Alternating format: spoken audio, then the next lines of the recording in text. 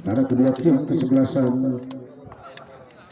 juga sudah memastikan diri lolos ke putaran 16 besar, tinggal menentukan siapakah yang menjadi juara. Karena kedua kesebelasan yang lagi ditunggu dari tim kesebelasan Perseka yang menjadi juara grup dan Apel FC menjadi runner up.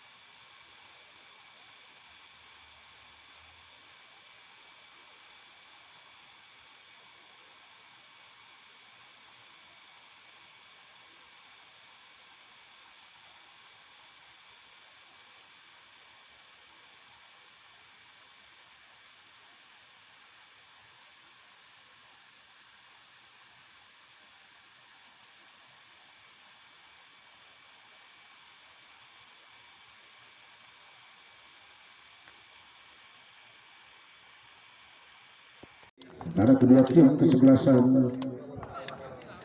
juga sudah memastikan diri lolos ke putaran 16 besar, tinggal menentukan siapakah yang menjadi juara karena kedua kesebelasan